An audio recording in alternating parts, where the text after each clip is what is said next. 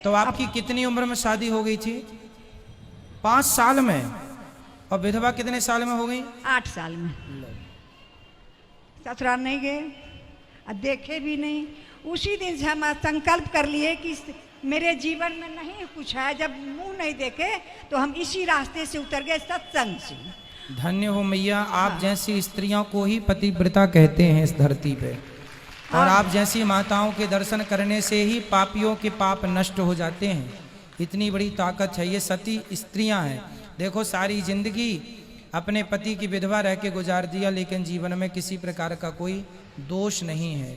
यही ये नारियां पूरी दुनिया घूम के देख लेना, केवल भारत में मिलेंगी, दुनिया में कहीं नहीं मिलेंगी। यही है भारत का गौरव, यही है भारत, जहाँ संयम है, जहाँ धैर्य है, जहाँ कोई विषय वासना नहीं है। ये किसी साधु, किसी संत, किसी सन्यासी से कम नहीं है, ये तपस्या है। हम सत्संग से जो जुड़ गई ना, इसीलिए कहीं किस पर ध्यान नहीं गया गुरुजी। जी मैया। और जो भी आए मेरे जीवन में दुखी, दिन दुखी। अब टीचर थी, रिटायर हो गई हूँ। अच्छा। 11 ईस्वी में तो पैसा था, हमको पैसा जो भाई जी को दे देते, जो मैं अपने खर्च के लिए रखती, उसी से मैं दान और दिन उनों की सेवा की हूँ जीवन में। और बहुत बड़ी शांति मुझे मिलती है।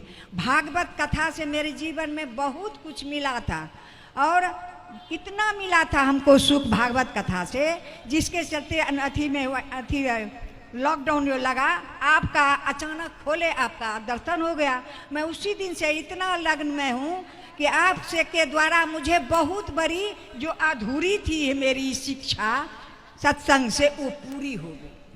और पूजा पाठ में इतना मुझे लगन है कि उसका हम वर्णन तो भक्त बिहारी जी करेंगे, हम क्या करेंगे। अब जहाँ सत्संग होता था वहाँ चली जाती थी, बहुत दूर दूर रात में होती थी, सुन करके चली आती थी, सुबह स्कूल जाती थी। अब तो मैं घर में रहती हूँ, तो वहाँ की उम्र तो गिर गया, 75 साल की हूँ। और लगता है कहाँ जाएंगे अब सत्संग सुनने। आपका जो टीवी पर खोल कर डेली कुछ नहीं, हमको कुछ है अब जो एक कथा, आपका कथा सुनती हूँ, और जो आप बताए हैं उस मार्ग पर चलती हूँ। पूजा पाठ जितना विधि विधान है वही हम करती हूँ। मुझे जीवन में बहुत बड़ा सुख है। दुखी मैं नहीं हूँ, कि विधवा हूँ, और कम कोई मुझे कुछ चाह नहीं हुआ जीवन में। मेरे लायक कोई सेवा हो तो बताइए, मैं क्या आपकी सेवा करूँ? कोई आप जो आज्ञा करेंगे मैं आपकी सेवा करूँगा। सेवा तो यही आशीर्वाद दीजिए कि इसी लगन से मेरा आशीर्वाद तो आप दीजिए मेरी माँ।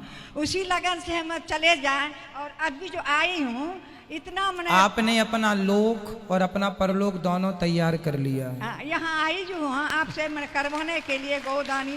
जीवित में ही कर लेंगे, मरने के बाद कौन भतीजा करेगा। ससुराल नहीं गए तो नैहर में रह करके, बच्चे भाभी मर गई तो बच्चे 3 थे, उसको पालन पोषण करके शादी ब्याह कर दिए, 2 बहू है, और वही हमारा देख रेख करती है। मरने के बाद ये जो हम किए अभी 3 जग, ये हम अपना पैसा से किए, और भाई किसी को नहीं मांगे, भौजाई तो है ये नहीं है, हमें तीनों बच्चों पूर्ण रूप